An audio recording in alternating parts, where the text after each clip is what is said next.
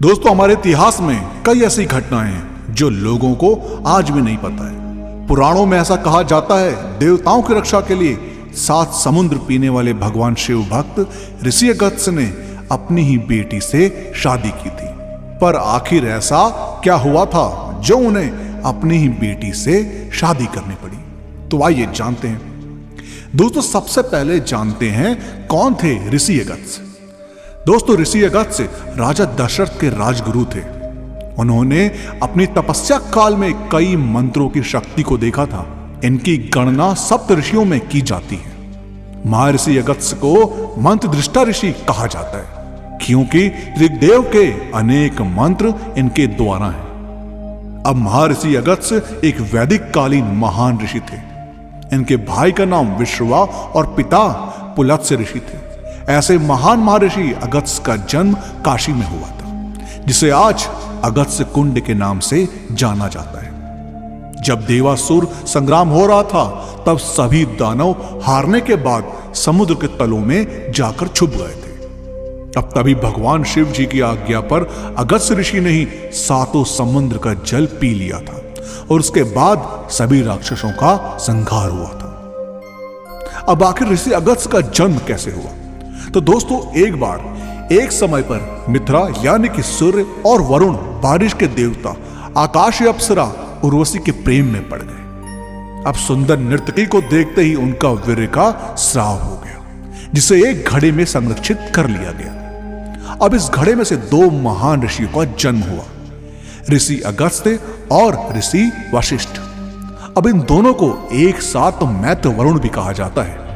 चूंकि ऋषि अगस्त्य का जन्म एक घड़े से हुआ था, इस कारण इनको कुंभ संभव या कुंभ मुनि के नाम से भी जाना जाता है। माना जाता है कि कलयुग के शुरू होने से पहले लगभग 4000 वर्ष पूर्व उनका अस्तित्व था और मान्यता यहां तक है कि वे तमिलनाडु में आज भी अपने भक्तों द्वारा वहां जीवित हैं। अब आखिर क्यों ऋषि अगस्त्य मुनि ने की थी अपनी ही बेटी से शादी?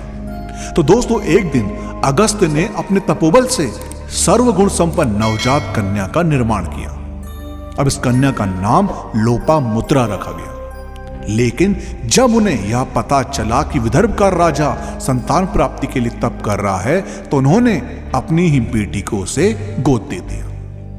अब जब उनकी बेटी जवान हुई, तब उसी कन्या से विवाह करने के लिए ऋषि अगस्त्य ने राजा से उसका हाथ मांग लिया और राजा भी इस विवाह के लिए इनकार नहीं कर पाए, क्योंकि राजा यह जानते थे कि अगर वे ऐसा करने से मना कर देते तो ऋषि अगस्त्य उनको अपने खतरनाक श्राप से भस्म कर देते। इसलिए राजा ने ऋषि अगस्त्य से इनकार नहीं किया था। फिर ऋषि अगस्त्य ने अपनी पत्नी लोपामुद्रा, जो कि उनकी बेटी ही थी, की पूर्ण सहमति से शादी के बाद 2 संतानों को जन्म दिया था, जिसमें से एक संतान का नाम ऋषि भृंगी था, जो शिव के परम भक्त थे, और वहीं दूसरी संतान का नाम अच्युता था।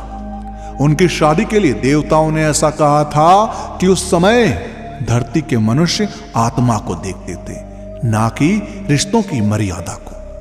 अब दोस्तों, आप में से शायद बहुत ही कम लोग जानते होंगे, लेकिन क्या आपको पता है कि ऋषि अगस्त्य ने प्रभु श्री राम की भी मदद की थी? तो दोस्तों, वनवास के समय भगवान श्री राम अपने भाई लक्ष्मण और पत्नी सीता के साथ ऋषि अगस्त्य के आश्रम में गए थे। अब वहां जाकर उन्होंने कुछ समय के लिए विश्राम भी किया था। अब उन्होंने ऋषि अगस्त्य से सलाह की कि उन्हें जंगलों में किस तरफ जाना चाहिए। अब रावण से लंका के युद्ध के दौरान भगवान राम ने लंबे समय तक रावण के साथ युद्ध किया और थक गए, क्योंकि वे रावण को मारने में सक्षम नहीं हो पा रहे थे। उस समय देवों ने ऋषि अगस्त्य को सलाह देने के लिए भगवान राम के पास भेजा। अब ऋषि अगस्त्य ने भगवान राम से कहा कि उन्हें भगवान सूर्य के आदित्य हृदय स्रोत का पाठ करना चाहिए। इससे उन्हें रावण को मारने की क्षमता प्राप्त होगी। अब आपको बता दें कि ऋषि अगस्त्य के पास अपार शक्तियों का भंडार था। साथ ही साथ वो एक बहुत ही बड़े शिव भक्त थे। जब ऋषि अगस्त्य भारत के उत्तरी हिस्सों में आए, वह अपनी पत्नी के साथ तमिलनाडु के कुटरलम नामक स्थान पर पहुंचे। अब कुटरलम में भगवान विष्णु का एक मंदिर था, अब ऋषि अगस्त्य मुनि के शिव भक्त होने के कारण उनको मंदिर में प्रवेश से मना कर दिया गया। अब ऋषि अगस्त्य मुनि ने अपनी चमत्कारी शक्तियों द्वारा मंदिर में उपस्थित भगवान विष्णु की मूर्ति को सबके सामने शिवलिंग में परिवर्तित कर दिया और लोगों को दिखाया कि भगवान शिव और भगवान विष्णु एक ही हैं।